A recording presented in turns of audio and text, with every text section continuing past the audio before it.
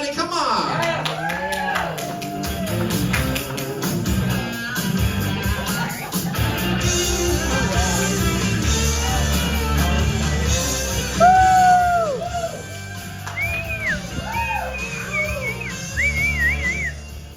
Hey, everybody.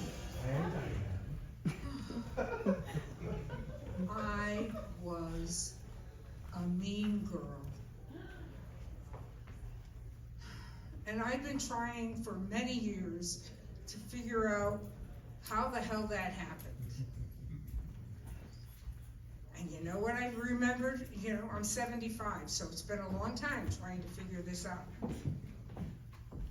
It's all due to the fairy tales that we grew up with. And of the main culprits are the Sleeping Beauty, Cinderella, and Snow White. Now, you ask, what's all about that? Well, listen, I'm going to go through all three of them for you, and then I'm going to end with a blowjob. Okay? So anyway, so first we have Sleeping Beauty. Okay, now Maleficent, remember, she was portrayed by one of the famous actresses that was married to one of the famous... Angelina Jolie. Thank you, Angelina Jolie. I appreciate the help. You're welcome. Okay, so Sleeping Beauty was cursed as an infant. Imagine that. It's like original sin a little bit, you know. Cursed as an infant, that she was going to die on her 16th birthday. And what happened was they had her prick her finger on a spinning wheel, right? And she was to go to sleep for 100 years. Well, you know, this gives new meaning to the new take on the word prick. When I thought it only referred to men, but I guess Maleficent was a real prick, right? So anyway, so then, all right, so that's one of them. Then let's go to Cinderella. I mean, really, this was the one that has been so redone year after year in a different theme and everything, and it's always the stepmother and the ugly stepsisters who were mean to Cinderella, and it's women against women, right? Mean girls, right? So notice the pattern here, mean girls. And so while the ugly stepsisters were, you know, Cinderella couldn't go to the ball because she didn't have anything to wear, but then her fairy godmother came along and, oh my God, the mice and everything came and they made her a dress and everything, and she got to go, and then lo and behold, she had to leave at midnight. Oh, for God's sakes, why did that have to happen? But anyway, she had to leave at midnight, and lo and behold, she dropped her shoe, right? She lost her glass slipper. And what do you think? The prince he had fallen in love with her that one night, and so he didn't know who she was, so he had to go find out. So he goes through the castle, and he takes that slipper with him, and if the shoe fits, wear it, right? You've heard that expression, right? So he goes looking for these, for the princess, the future princess that's going to be that shoe. And lo and behold, the ugly comes upon Cinderella's home, and she's locked in a room, of course. And the ugly stepsisters are there, and they're trying to put that damn shoe on. You know, they're size 10s, and they're trying to fit into a 5.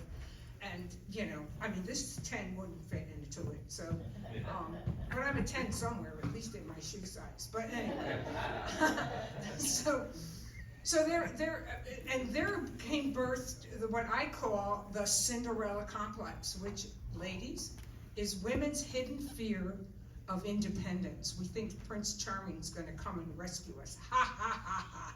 Oh, fat chance of that today. But anyway, so ultimately, you know, it's that damn glass slipper, and so there's the Cinderella thing with the ugly stepsisters and the bad stepmom. But then my favorite of all time evil women culprits is the evil queen in Snow White. Mirror, mirror on the wall, who's the fairest of them all? Reminds you of the Miss Universe and the Miss America pageants, doesn't it? But anyway, so this queen believes in what the mirror says, which, you know, I look at the mirror every day and I see the new lines coming, so I do believe in the mirror. But anyway, so she banishes the queen of the Snow White to the forest because the mirror tells her that you're not the fairest, it's Snow White. So out goes Snow White into the forest, and she's relegated out there, and lo and behold, she comes upon these 7 little men. And they get, they stalk her, I guess, or she stalks them. I don't know how that really ended up having to be. But lo and behold, she goes and lives with 7 men, a little home.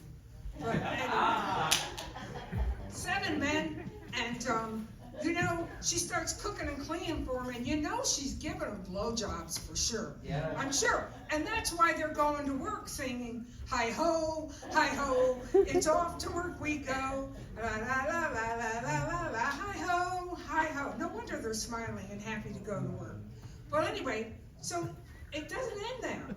So the ugly queen or the evil queen goes back to her mirror, and she thinks that Snow White's dead, and lo and behold, she finds out that she's still out alive in the forest. So she roofies an apple and sends it out into the forest to trick Cinderella. I get them all mixed up, but anyway, that's because I have a little dementia. But anyway, she said. So